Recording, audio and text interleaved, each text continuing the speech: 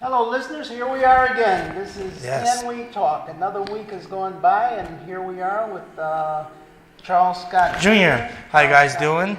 That's how we do it. This, it's our intro. You do it, and I say Charles Scott Jr. All right, so we just want to say hi to everybody. Hope you're subscribed, and we're doing our weekly episode of Can We Talk, where we talk about not just real estate, but business and other things that affect your life. There's a lot of things that are going on every week, and you should try also and see us on YouTube, Instagram, Facebook, TikTok. all of the different things out there. Yes. We also advise you to look up some of our past issues or some of our past broadcasts, because we talk about the real estate industry, we talk about the economy, some of the things that can save you money. Yes. Some of the things, and it's good for renters and for homeowners, or anything pertaining to maybe real estate, or not only that, the economy. If you're out there buying and you're spending money, we talk about some of the things that are happening with inflation, Yes. stock market.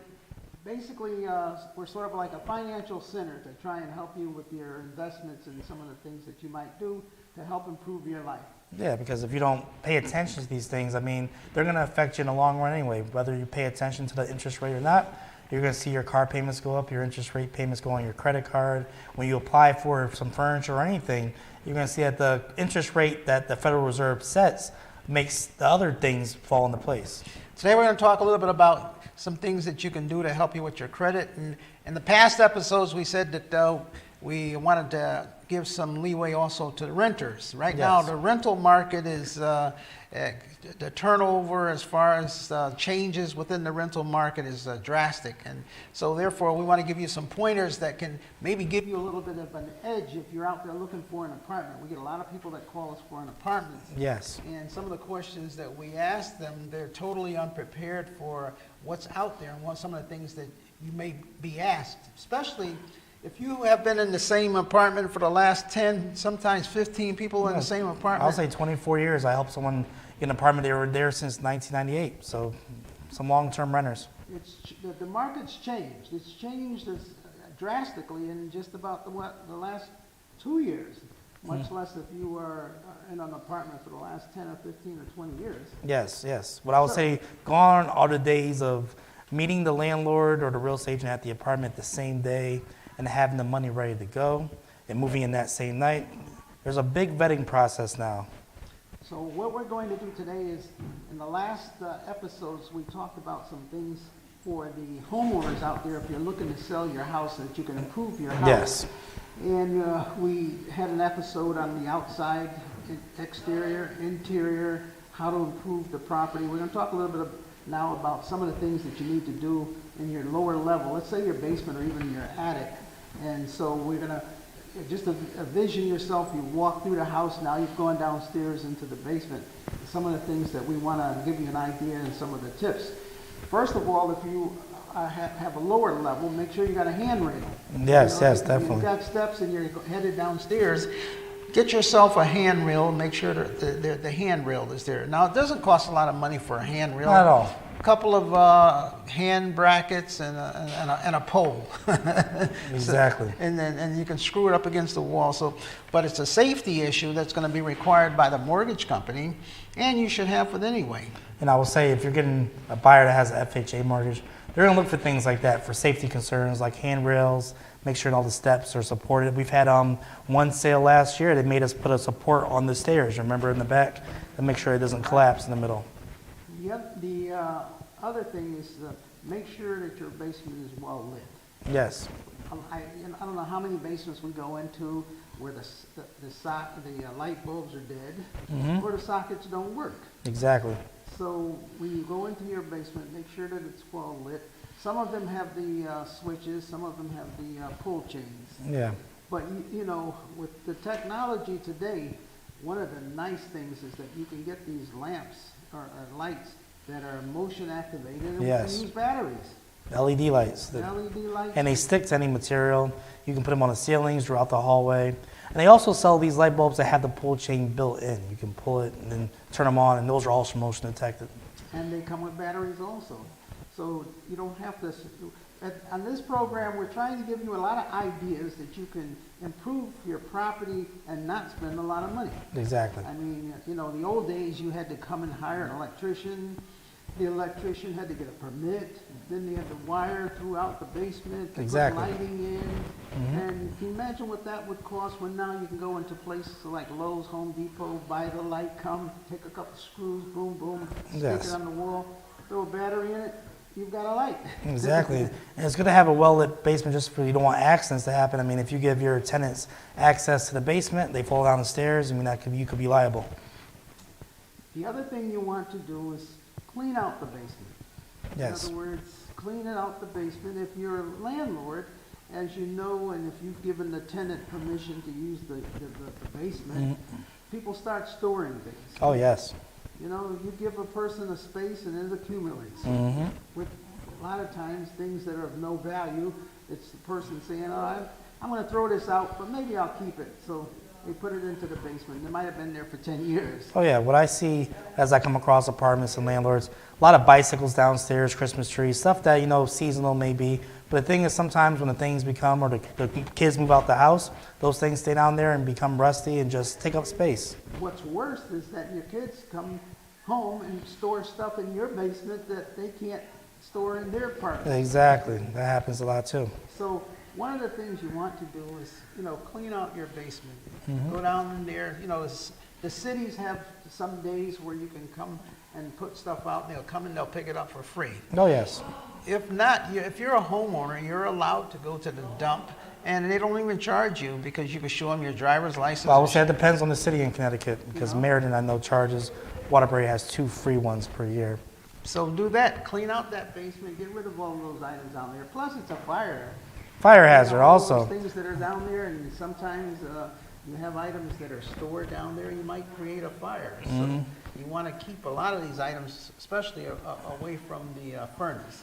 Now, other tip for homeowners, once you have the basement cleared out, if possible, see if you can open up some of those windows, maybe put a fan down there just to air it out, because if you are planning on selling the house, let's say the next 6 months, what has built up in your basement and in all basements is radon gas.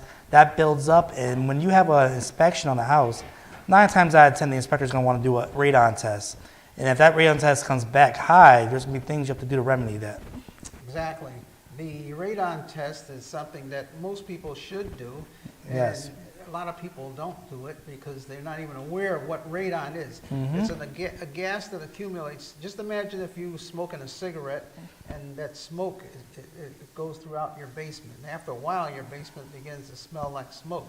Well, radon gas comes up out of the ground. It's odorless, tasteless. Yeah, you and can't detect it. It seeps through the basement and then accumulates there.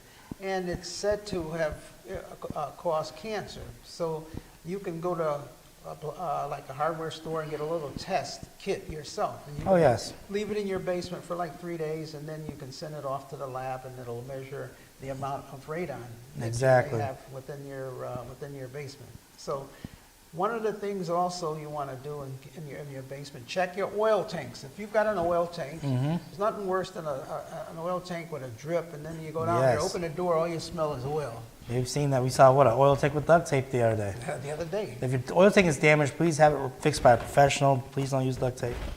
Please don't. That was the first I saw. I've never seen that before. They had a hole in the oil tank. You could smell the oil. I mean, duct tape is not going to be completely 100% seal-proof.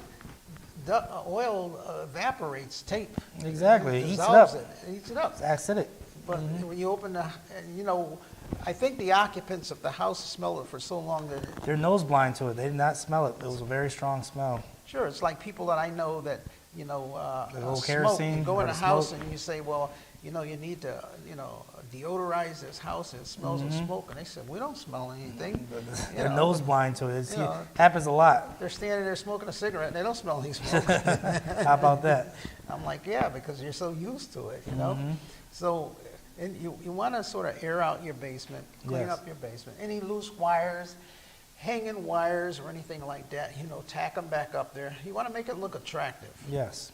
Another thing that you could do to greatly improve a basement if you're not going to finish the basement, and it's, let's say it's all made out of stone and brick, and it looks ugly, and it's falling apart, deteriorating, paint it. Yes. And I don't mean with a paintbrush, because No. you can't paint rocks and bricks with a paintbrush and have them stay intact. Wouldn't work. Get one of those $40 paint sprayers, put some paint in there, and you hold about a quart of paint, and you just, tape it all off, spray your basement, so you walk down there, it looks really nice and bright. What this is doing is it's adding a lot of value. I would say use like a battleship gray, or if you want to get the job done even quicker, go to your local hardware store, get one of the professional sprayers, look on YouTube how to use it, and that can take over, I would say, over a liter of paint, I think, at a time, and you can really get the whole room done within, I would say, an afternoon. And speaking of the battleship gray, another thing you can do is if you have a concrete floor, sweep up that floor real good, and get yourself a paint roller and like a 4-foot pole, paint the floor. Yes. Here, so imagine this, you're taking a very dingy basement, you go down there, it's lit up, you got lights, you got nice wall, maybe sprayed light colored, and Yep. now your floor is all shiny. You use on the flooring, use an enamel, waterproof enamel. So now you got a nice looking basement.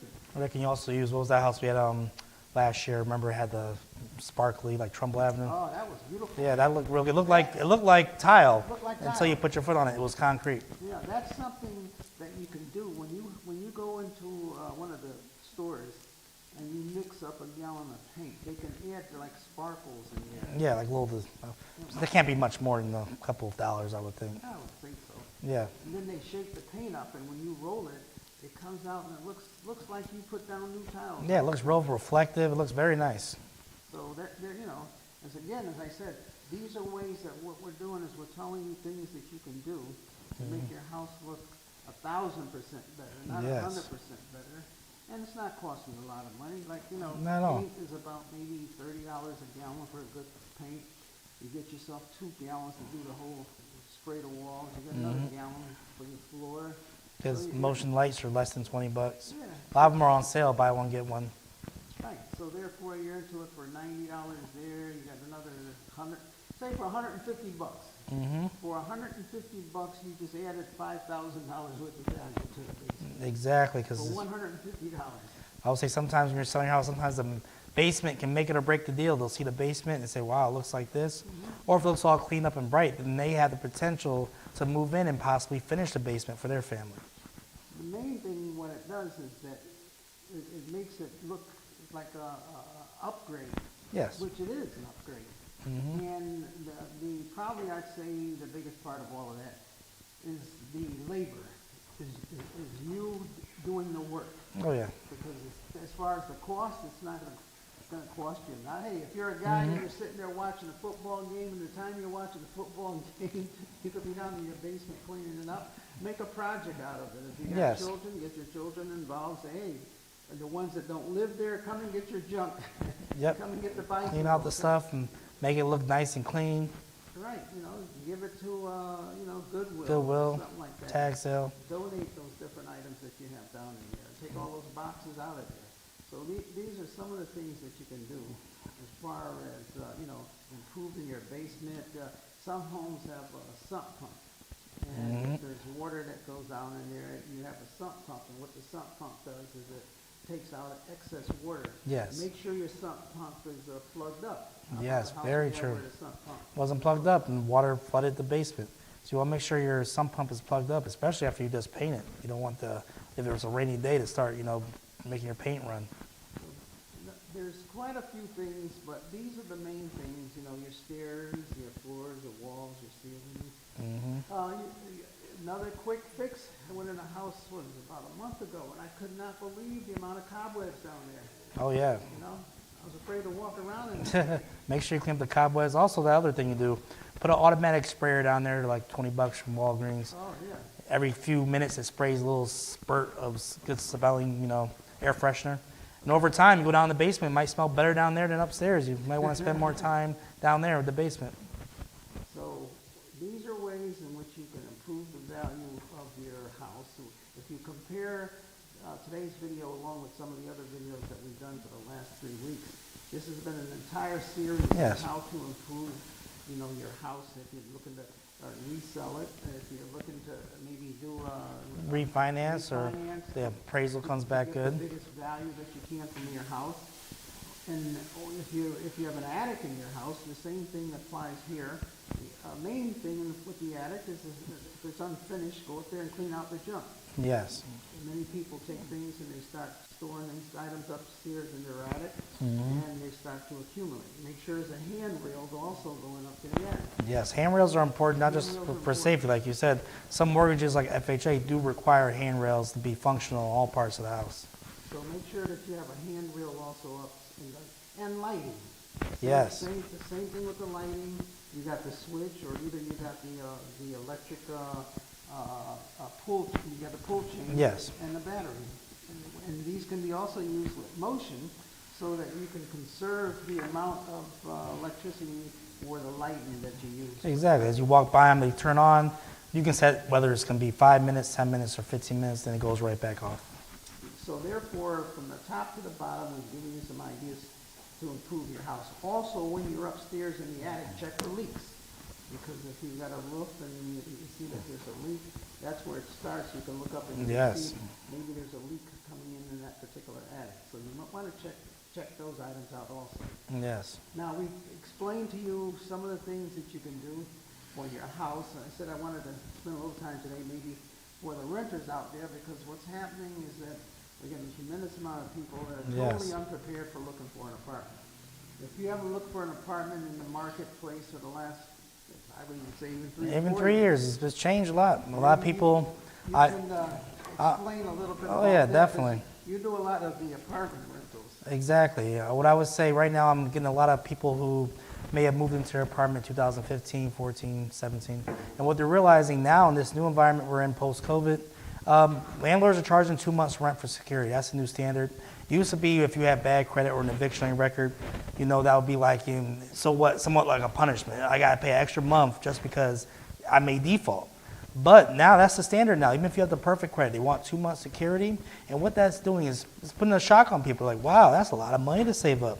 Because if let's say the apartment is $3,000 a month, let's say it's a full family house, that's $9,000 you need to bring into the closing. Even the smaller apartments, $1,300 a month, you need $3,900 to move in. And that's some people's, month and a half salary right there. So what we're experiencing is people are getting a shock to the system saying, wow, I have to probably stay put a little bit longer and save up money. Or what I'm seeing, honestly, a lot of programs in the system right now. We see a new one every day that the state and the cities are making to help people. Down payment assistance, not just for your house anymore. Now it's for your apartment. And we're seeing that more and more post-COVID. And the programs, make sure on whatever, if you are getting some kind of down payment assistance for your rent, read the application. Read everything about it. Make sure you know what it states on there. Don't just run to the landlord and say, oh, they're paying the rent. Guaranteed. Make sure you read the fine print on there. Make sure you talk to the person who gave you the information on the program. This to make sure, is the program have an expiration date? I see a lot of these programs have a certain date you have to find the apartment. And also questions about what condition the apartment has to be in or location. All these programs have, I'll say, their rules and their guidelines.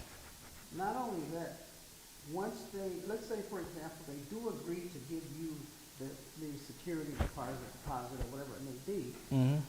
find out if you move, do you get that back, or does it have to go back to the place? That's an that important gave it question. To you, people don't understand that. I see that a lot where I see some programs, they don't have a big budget or I say grant money like other programs where when the person moves out, that money has to go back to the program.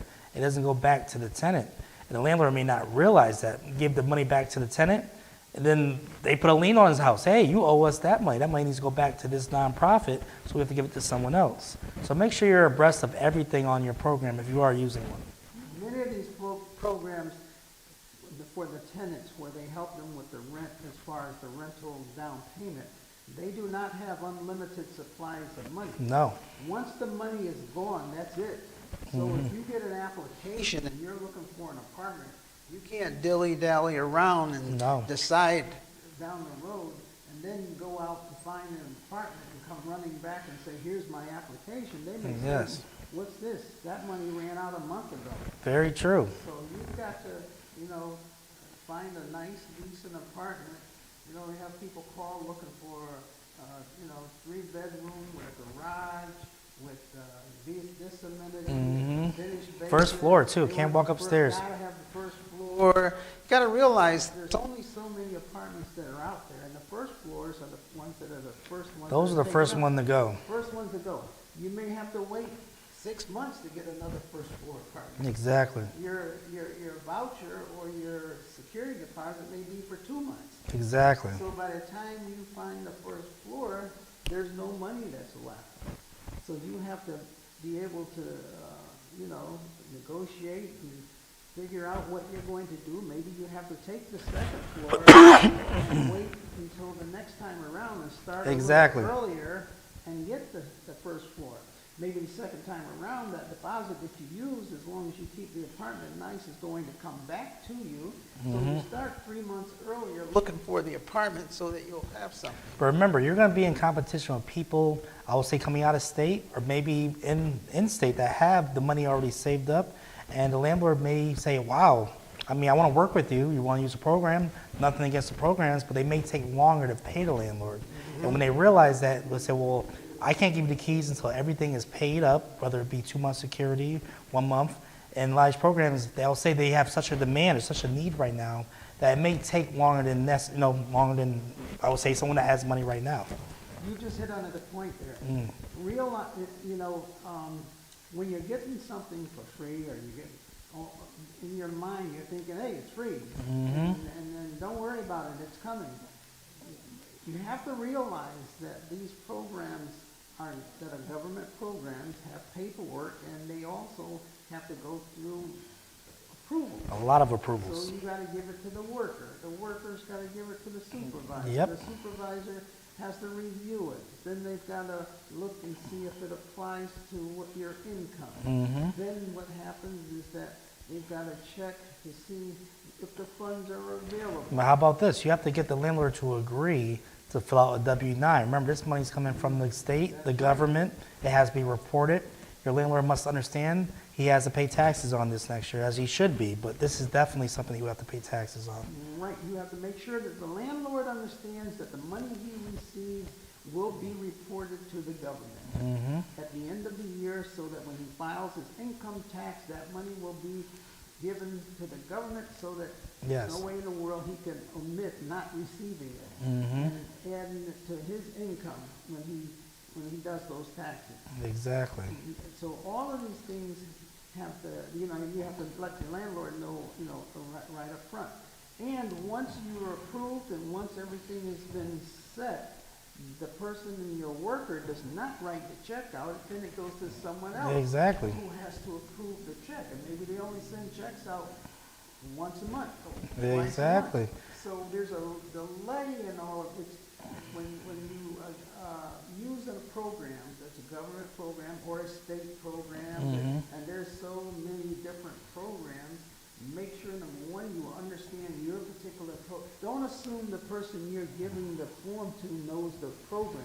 Yes, that's what I would say. The person that gets the form has not a clue, nothing, doesn't know anything about the program. So it's your responsibility to not only know that program, but to explain the benefits of the program to the landlord or to the real estate agent. You gotta realize the real estate agents, they don't know these different programs. We do, because we specialize in the program. Yes, very true. I know my son spends a tremendous amount of time reviewing, questioning, getting all of the details on all of the Yes. different programs.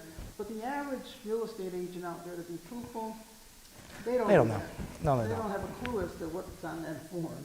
And what they will do is they will say to you, what type of program do you have? And you will say, Well, how about this? paper. The real estate agent they speak to, they'll just assume that everything the tenant is telling them is true. As far, it's a program, guaranteed rent to the landlord. They pay when I move in. All right, I'll tell the landlord that. Landlord goes along with it, and then they find out once the person moves in, we have about 59 days left until the payment is sent. So at that point, you have a tenant who's moved in, has the keys. At this point, you can't just tell them, can you move out for 2 more months? No, they have possession of the property, and you better hope the money comes. If it does not come, because some of these grants run out, then at that point, I would say the real estate agent probably will not get paid because he gets paid out of the deposit. And the tenant, well, the landlord is out 2 months of rent for the security deposit. Well, the real estate agent gets paid from the landlord. Exactly. And the deposit goes to the landlord, so that the landlord keeps that security so that when you move out or if there's any repairs, they return it to you. And then the landlord pays the real estate agent separately. However, the landlord will say to the real estate agent, well, I'm not paying you because I never got any of the money that you said was guaranteed. But how about this? I would say, one thing I foresee coming in the future, what if someone moves in, they use a program, the program doesn't pay, but they got the keys, they live there for 2 years. When they move out, they have a legally binding lease that says that they paid a security deposit. So they could actually take the landlord to court, I would think, and say, hey, it says here I paid you a security deposit. This is a real lease. The court's going to say, well, pay her security deposit. Even though you didn't physically get one from this program, there's a lease saying you did accept one. The only thing we're saying is that know the programs. Yes, very true. Don't just get that piece of paper and then run to the landlord and say, hey, it's guaranteed. And remember this, nothing's guaranteed. Well, I will also say, if you were in a privileged position to actually sit down and save some money, just go the route of saving some money, Save your money. save 2 months security, and you'll be ahead of the game. A lot of renters, you'll be able to possibly get an apartment even quicker than using the program. And what we also find out is that in many cases, if the rental deposit does not work, that the individuals always come up with the money. In most cases, a lot of the tenants have the money.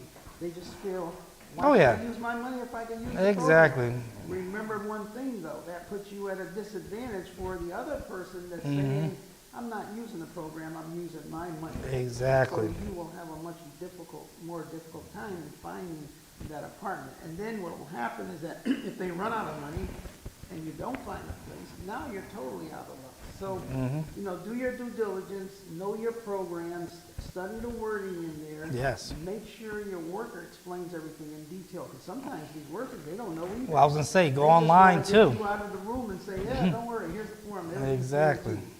All right. And in closing, I want to say something to the renters as far as, remember, renting, it shouldn't be a permanent solution. There's time, I would say it's time to own. Yeah. And in that news, time to own, I've been told, is coming back to Connecticut. That's true. It's been refunded.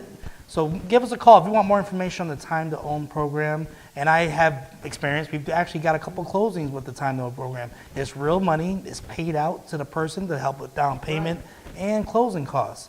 So if you have any questions, give us a call at the number below or talk to us on Facebook. Let me shout out about that. Remember, there's money coming into the state for if you're looking to purchase a house. Yes. They're giving up to $25,000 to people to purchase a home, and in some locations up to $50,000 Yes. of free money to help you with the down payment and closing. So call us so you can get in on that money Exactly. before it runs out. Definitely. So until next week, Charles Scott Sr., Charles Scott Jr. God bless. Amen.